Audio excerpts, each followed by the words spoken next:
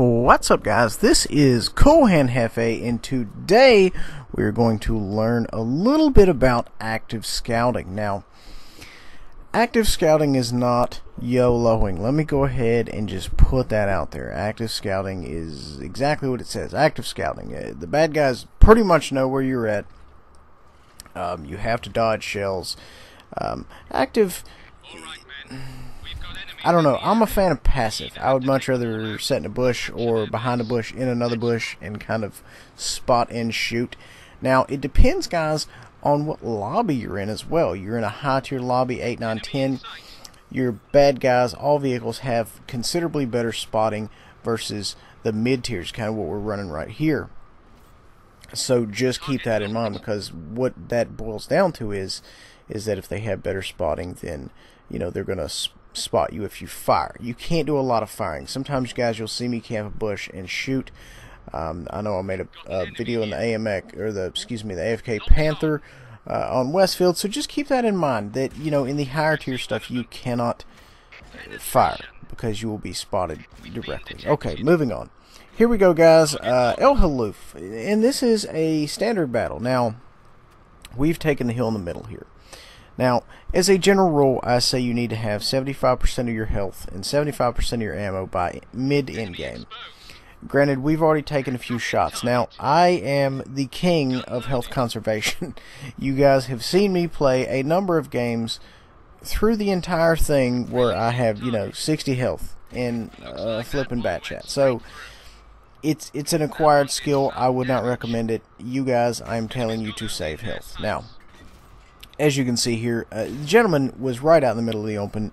We punished him. We put every single round in him, and we got punished in return. So now, boom, you know, a minute and a half into the game, we are immediately on health conservation mode. And speaking of such, this is a prime example of such a mode, because we make it till the end of the game, almost the end of the game, more or less the end of the game, doing that. Now, here we go, guys. As you can see, right off the gate, you know, when we went to the middle of the hill here, everybody on the other side, you know, got lit up. They took a lot of rounds, and this would not happen, wouldn't be that effective unless the entire team camped right behind me. So you have to take it with a grain of salt. Now, you know, let's say there's an autoloader on the other side of the hill. Let's say one of these lights. What's to prohibit them from rolling me? Oh yeah, they can roll me and they can kill me, but you have to understand, it may happen, it may not, because I have, you know, a dozen guys right behind me. That's why this is being so effective. The only reason they're not shooting that guy is because he was most likely outside of their draw distance, which is 650, 700 meters, something like that. Why he was sitting in the open sideways, I don't know. Moving on, as you can see here, guys, I mean, the team, things are working out wonderfully. Now, as you can see there, to my direct 12 o'clock, as the hull is aligned, we have I think it's a Tiger or a Tiger 2 messing around with this light tank. Now, we do have a Tiger here to my 12 o'clock. I said, you know what, if this guy wins and that Tiger has something else to look at aside from me, I am going to roll this gentleman. And that's exactly what I did. Now, you'll notice I'm holding my fire until I get a little closer, because the terrain I was on was really, really bumpy. I didn't aim the ones coming in, and I'm trying to stay moving, because I have a feeling there is somebody above me aiming in. That Chinese tank destroyer that hit me earlier. Now, granted, I did run out of rounds, but I was just going to kind of finesse him for 15 seconds. I kind of felt that was within my power to do so.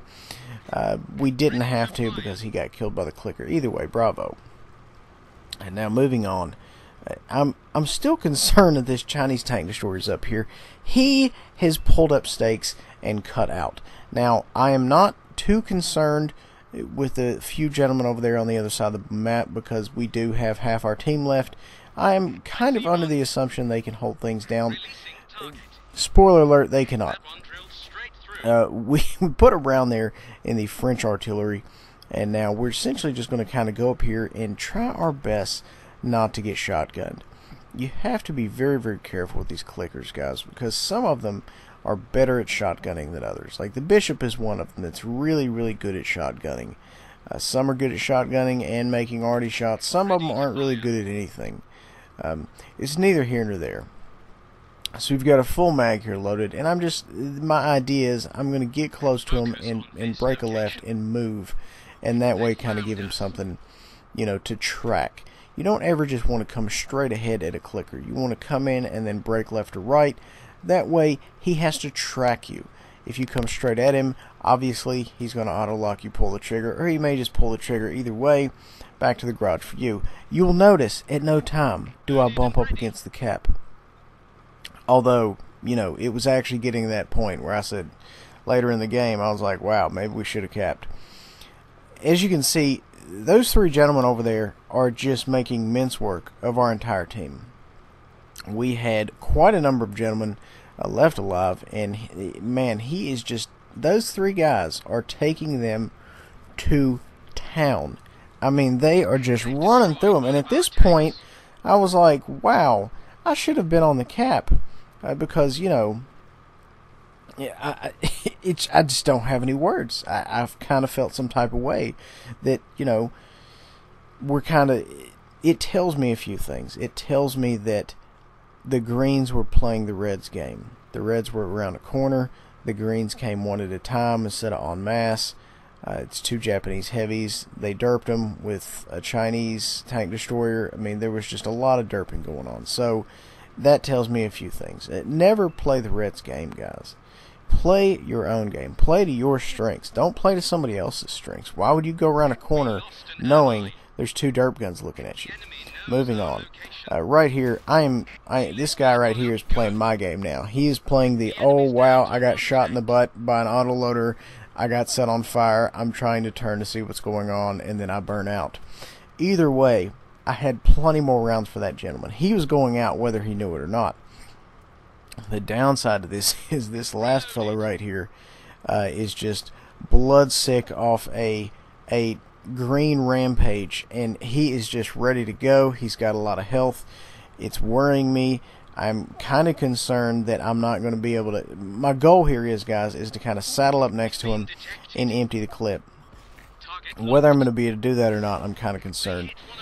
He fired at me there. I have no idea why I did not die. I'm sure he's wondering as well. I know these things have pretty lengthy reloads.